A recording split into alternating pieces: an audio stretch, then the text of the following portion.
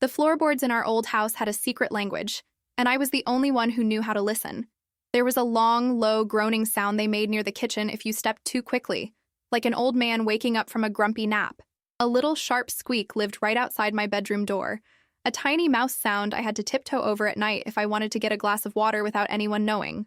But the quietest spot, the one that seemed to hold its breath just like I did, was in the upstairs hallway. It was a little nook tucked behind the big, scratchy wicker basket where Mom kept the extra blankets, the ones that smelled faintly of lavender and dust. From there, if I pressed my cheek against the cool wallpaper, I could see the perfect sliver of light under my parents' bedroom door, and I could hear everything. The murmurs that started like a distant buzz and grew until they became thunder. That night, the thunder was louder than I had ever heard it. I was supposed to be asleep, curled up with my teddy bear Barnaby, whose button eyes had seen all my secrets. But the voices had started again, low and sharp like a swarm of angry bees trapped in a jar. I had learned a long time ago that crying didn't make the bees go away. It didn't calm them down. Crying only made them angrier, made their buzzing louder. So I left Barnaby to stand guard over my pillows and crept out of my room. The mouse squeak floorboard was quiet for me. I was getting good at this.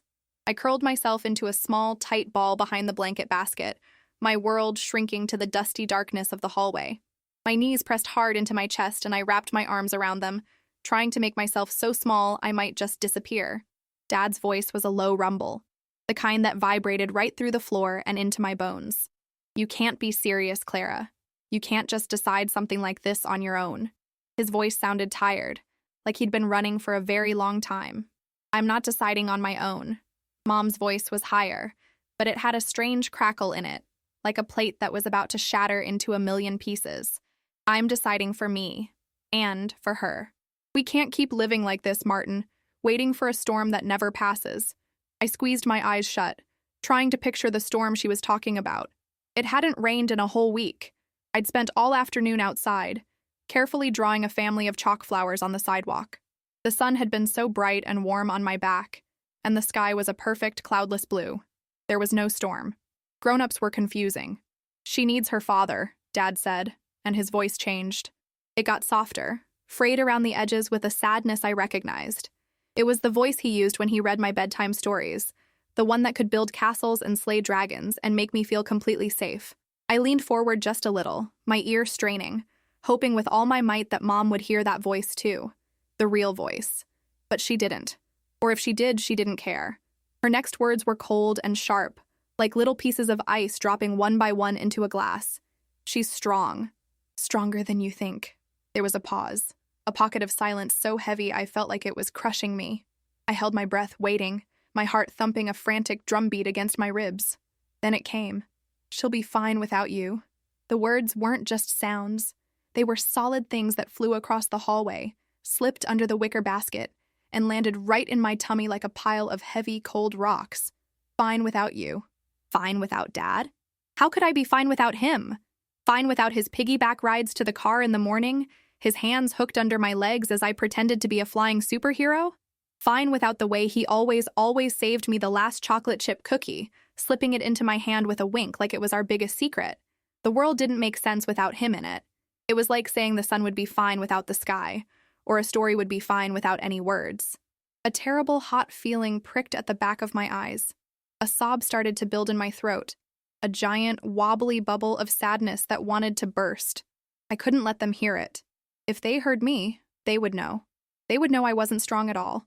They would know Mom was wrong. So I did the only thing I could think of. I held my breath, trapping the giant sob in my chest where it ached. I pressed my face hard into the rough fabric of my pajama knees, biting my bottom lip so hard I could taste the sharp, salty tang of blood. The silence that came from their room now was huge, a monster bigger and scarier than all the shouting had been.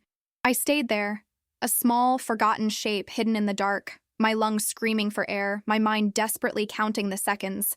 1, 2, 3, hoping that if I held my breath long enough, I could stop time itself.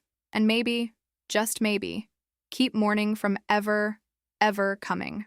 I don't know how long I stayed curled in that little ball, a prisoner of the hallway's shadows.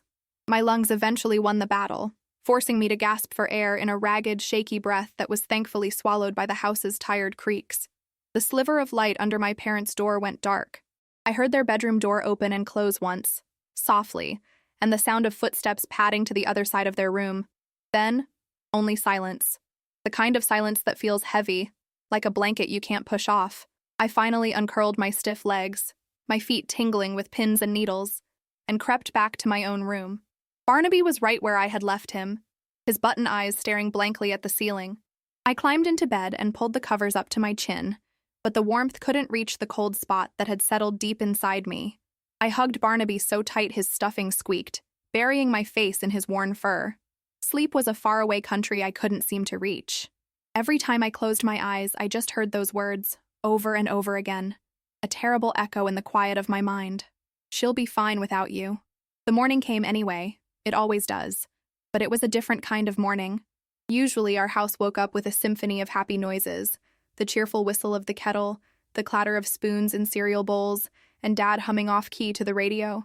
But this morning, the only sound was a deep, humming quiet. The sun streamed through my window, bright and cheerful, but it felt like a lie.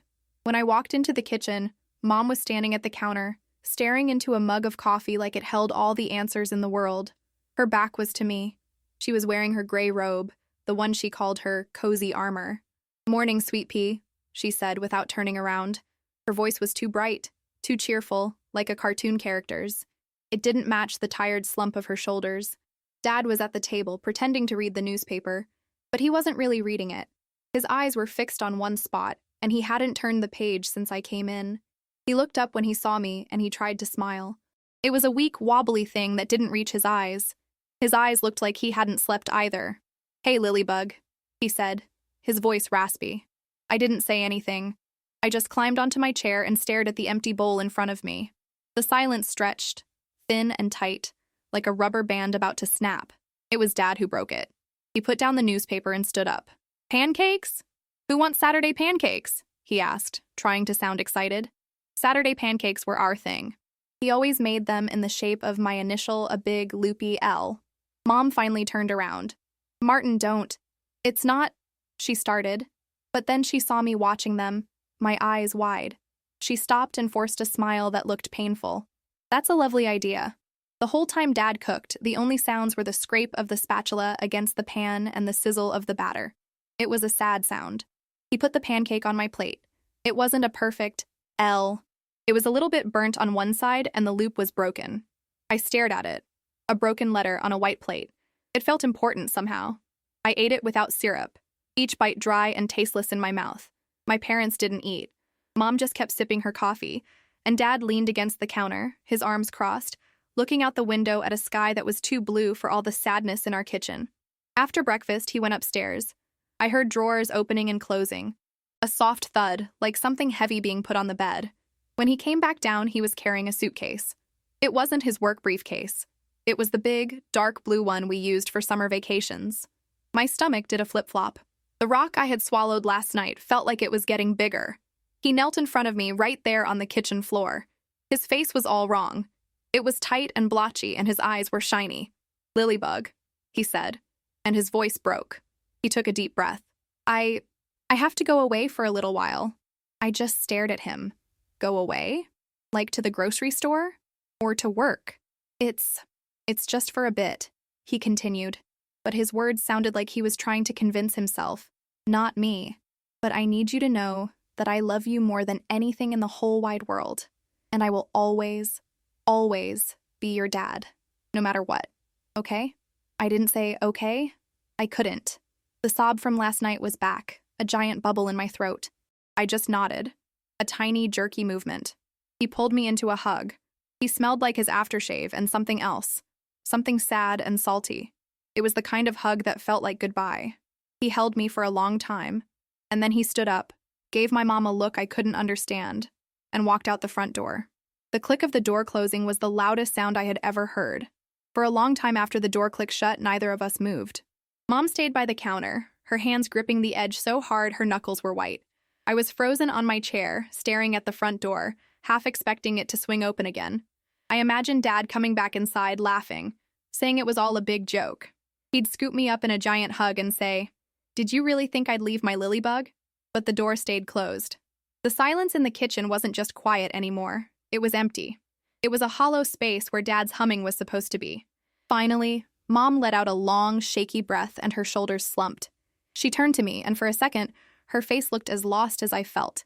But then she blinked, and the look was gone, replaced by that same bright, brittle smile from before. "Well," she said, her voice sounding loud in the stillness, "how about we do something fun today? Just you and me. We could go to the park, or get ice cream for lunch. Anything you want? Anything I want." The words bounced around in my head. I wanted Dad to come home. I wanted to rewind the day and wake up again, but this time to the smell of pancakes and the sound of his off-key singing.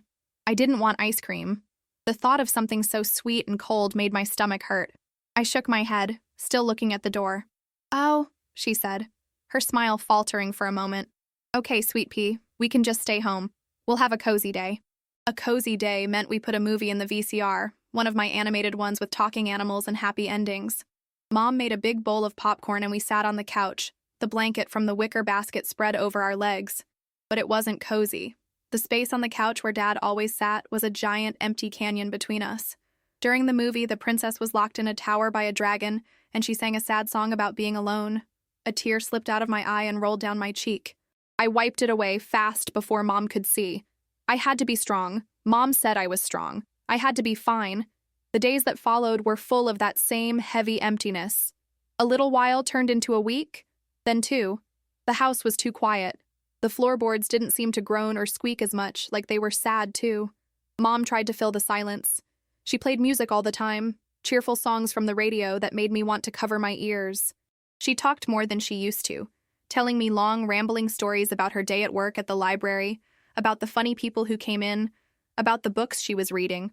But it was like she was talking to herself, just filling the air with words so she wouldn't have to hear the quiet. She started making new rules.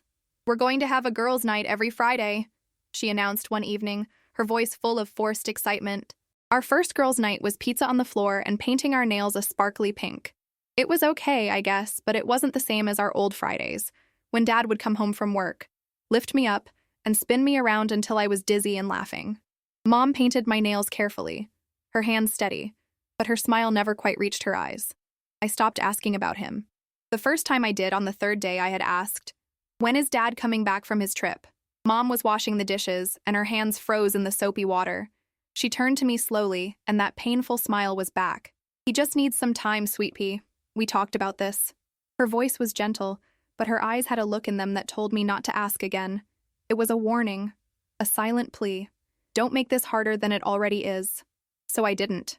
The question stayed inside me, a big, unasked thing that I carried around everywhere. One afternoon, I was looking for a book in in Mom's room. She had told me I could borrow one of her old storybooks. As I was searching the bookshelf, I saw it. Tucked behind a row of photo albums was Dad's favorite coffee mug. It was blue and had a picture of a cartoon fish on it with the words, "World's Greatest Fisherman," even though the biggest thing Dad had ever caught was a tiny sunfish at the lake 2 summers ago. My fingers trembled as I reached out and touched the cool ceramic.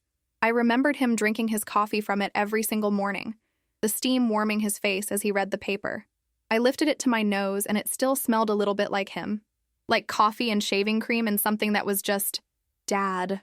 The sob I had been holding back for 2 weeks suddenly pushed its way up my throat. It was too big to swallow this time. I ran back to my room, clutching the mug to my chest, and dove under my covers. I finally let myself cry. Silent sobs that shook my whole body. I wasn't fine. I wasn't strong. I was just a little girl who missed her dad, and I was hiding in the dark, crying into a coffee mug because I was too afraid to let my own mom see my tears. The empty coffee mug became my most treasured secret. I kept it hidden in the back of my closet, tucked inside my old winter boot. Sometimes, late at night, when the house was finally still, and Mom was asleep, I would take it out. I'd sit in the dark and hold it, the ceramic cold against my skin, and pretend. I'd pretend Dad was just in the next room, that he'd be there in the morning to make his lumpy oatmeal, that this whole quiet, sad life was just a bad dream I was having. Holding the mug was the only time I felt like I wasn't lying to myself. Months melted into a new, strange shape.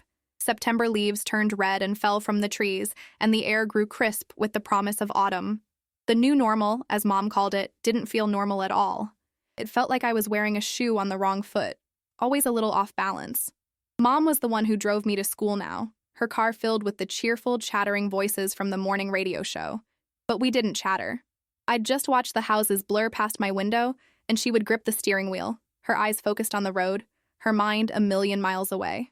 One evening, I was doing my homework at the kitchen table, while Mom was on the phone in the living room. She was talking in her low voice, the one she used when she didn't want me to hear. But I had gotten very good at listening. The secret language of the floorboards had taught me well. "No, I haven't told her everything," Mom said. There was a long pause. "How can I? How do you tell an 8-year-old that her whole world has fallen apart? She's so resilient, you know? She seems okay." Another pause. "I know, Carol. I know it's not just a break, but she still thinks he's on a long trip. It's easier that way. For now." Resilient. The word sounded familiar. It sounded like strong. It sounded like fine. And it felt like another lie. I wasn't resilient. I was a girl with a secret coffee mug hidden in her closet. It wasn't easier. It was harder. It was like trying to breathe underwater. I put my pencil down, my drawing of a smiling sun suddenly looking silly and wrong. He wasn't on a trip. A trip is when you send postcards. A trip has an end date. This was something else. Something dark and shapeless that didn't have a name. I started watching Mom more closely after that. I saw things I hadn't noticed before. I saw the tiny, spidery lines of worry around her eyes, even when she was smiling. I saw the way she'd sometimes stare into space, her fork hovering over her dinner plate, completely lost. One night, I woke up thirsty and tiptoed toward the kitchen. I stopped before I got there, hiding in the shadows of the hallway. Mom was sitting at the kitchen table, her head in her hands. Her shoulders were shaking, and I heard a small, choked sob. It was the quietest, saddest sound I had ever heard. My mom, my cozy armor mom who was always so bright and cheerful, was crying all by herself in the dark. And I knew, with a certainty that made my bones ache, that it was because of the big, empty space in our house. My first instinct was to run to her, to wrap my arms around her neck and tell her it was okay. But I didn't.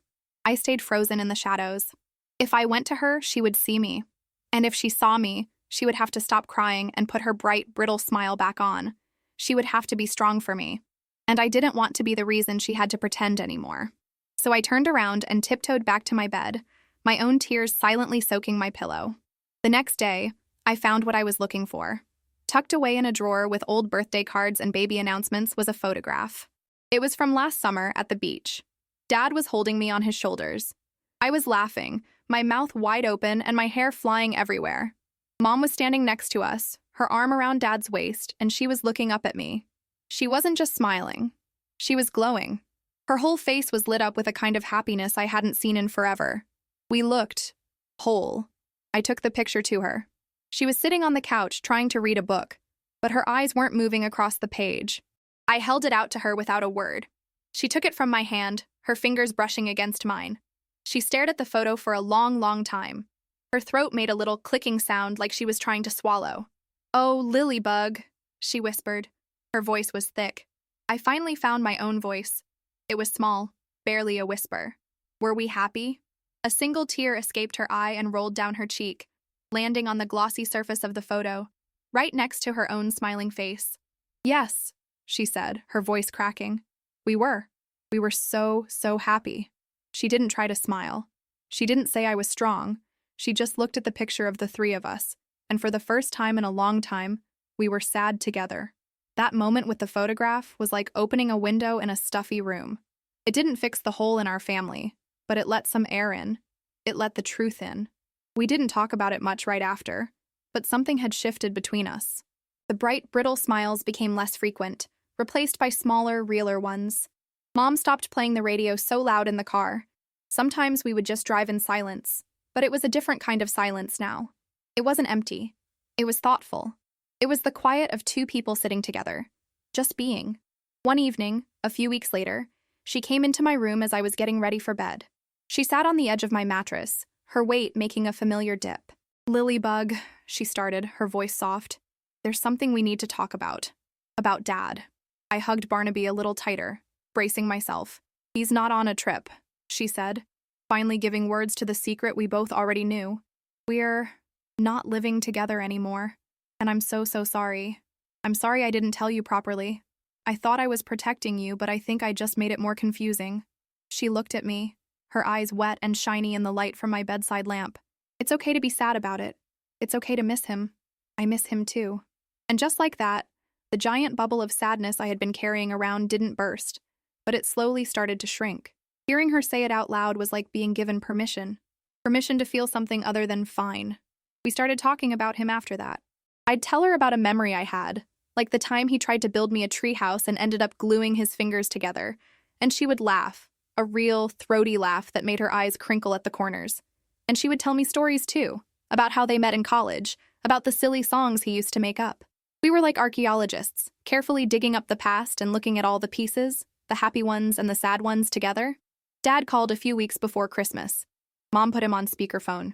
His voice sounded small and far away. "Hey, Lilybug." It was still his voice, but it had lost its storybook magic. It was just the voice of a man who sounded tired.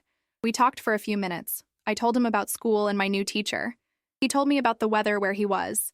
It was awkward and full of pauses, but it was real. Before he hung up, he said, "I love you, Lilybug. Don't ever forget that." And I believed him.